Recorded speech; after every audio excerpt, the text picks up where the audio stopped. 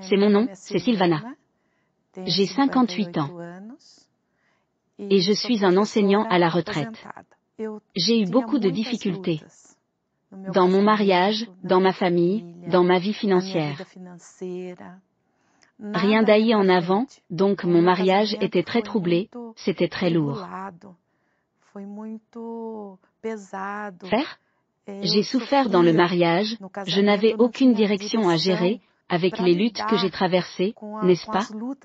J'avais un problème avec mon mari, alors nous vivions sur le pied de guerre dans ma maison. Et je cherche toujours la justice dans ma vie, parce que je voulais comprendre, pourquoi souffrais-je autant dans ma vie?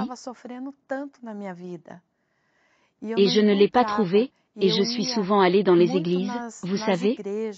Je voulais connaître un endroit, connaître l'autre, mais l'Église universelle, à cause des médias, à cause de tout ce qui parlait mal de l'Église universelle, je ne l'ai pas fait. Je ne voulais pas connaître les médias, ça m'a fait comprendre que l'évêque, c'était une voleuse. Que les gens qui sont venus à l'église ont subi un lavage de cerveau et ensuite ils sont venus aussi. Puis l'évêque étant arrêté. Nous avons eu beaucoup de cicatrices et je ne comprenais pas comment les gens étaient encore devant la prison. Toujours en train de prier pour l'évêque, il y a eu une nuit où je regardais la télévision. C'était déjà l'aube. Et j'étais seule parce que mon mari avait quitté la maison.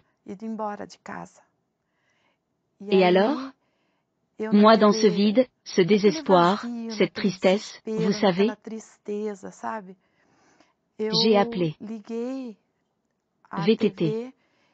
Et là, en jouant avec le contrôle,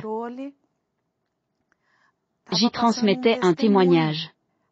J'ai attendu de voir quelle église c'était ce témoignage qui allait à l'encontre de ce que je souffrais. J'ai dit à Dieu, je vais à l'église que cette jeune femme était parce que si vous avez changé sa vie, allez-vous changer la mienne aussi?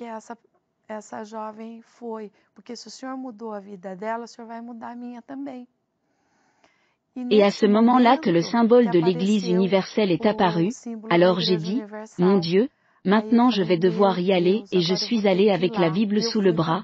Il a dit, je veux voir s'il prêche ce qui est écrit dans la Bible, parce que si je ne prêche pas ce qui est écrit ici, je ne reviens pas. Je suis arrivée à la thérapie amoureuse. Est-ce séparée? Malade? Angoissée, amère, tout est mauvais, j'étais ce jour-là. Je m'en souviens comme aujourd'hui, la réunion s'est terminée. Le pasteur, avec toute l'affection, est venu me répondre et il m'a dit alors il a ouvert la Bible et m'a demandé de lire un verset de la Bible. Et je l'ai lu comme si j'avais lu le verset à mes étudiants.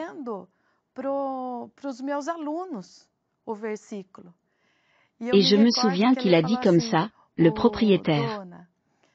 Vous allez m'excuser, mais vous êtes un enseignant. Mais vous ne pouvez pas lire la Bible? La Bible ne se lit pas de cette façon. Pleurage. C'était marqué pour moi. Moi, un enseignant qui ne savait pas lire la Bible. Puis j'ai réalisé que là j'allais apprendre. J'ai appris que c'était le Saint-Esprit. Je pensais que c'était juste aller à une église et vous aviez déjà vous aviez Dieu, c'est ok, n'est-ce pas? Je me suis libérée de tous les dos de tout le mal que j'ai apporté du passé.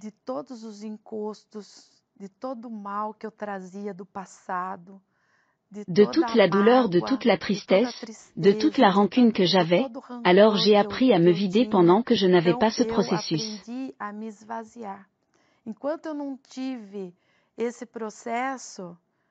Et il ne gagne pas? Pas moi.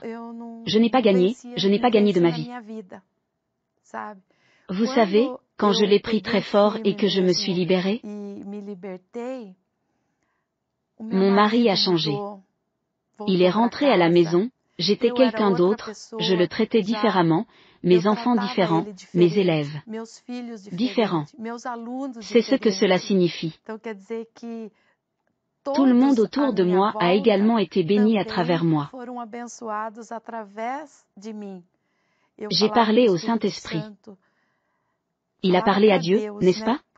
Parce que je ne connaissais pas le Saint-Esprit, j'ai parlé à Dieu. Dieu, quel est ton Saint-Esprit?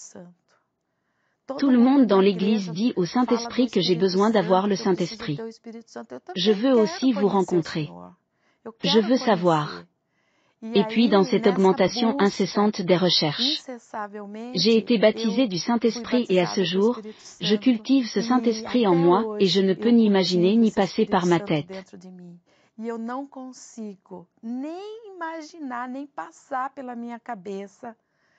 Perdre ce Saint-Esprit qui me donne tant de direction, me donne de la force.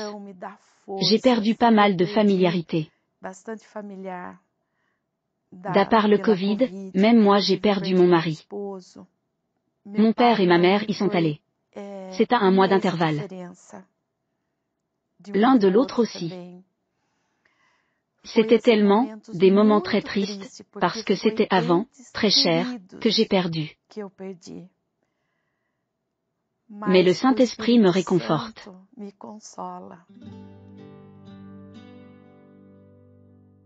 Le Saint-Esprit a donné encore plus que ce que j'ai demandé. Je l'avais chez moi, j'avais ma maison, ma voiture, j'ai élevé mes enfants, tous dans une école privée. J'ai épousé les 2 filles, aujourd'hui je suis la grand-mère d'une merveilleuse petite fille. Ils ne vivent pas ici, mais nous nous rencontrons toujours. Nous nous réunissons, la famille est réunie. Réunie et unie, n'est-ce pas? L'un apportant toujours son soutien à l'autre. Je fais partie de l'universel dans les prisons et j'entre dans les prisons. Je cloue à la proie, ils aident dans les cours. C'est ce que j'ai fait. C'est un grand plaisir de faire partie de l'Église universelle de tout le corps, de l'Église, des pasteurs, des évêques. C'est merveilleux, ma deuxième maison, c'est ma deuxième famille. L'Église universelle était une école, un plus que cela. C'était un collège. Parce qu'une enseignante qui ne savait pas lire, j'ai appris à lire la Bible, n'est-ce pas? Je regrette juste d'être resté 10 ans. Entendre le mal sans le savoir avant, alors allez-y, écoutez le Saint-Esprit. Que vous serez heureux comme je suis heureux aujourd'hui. Y compris.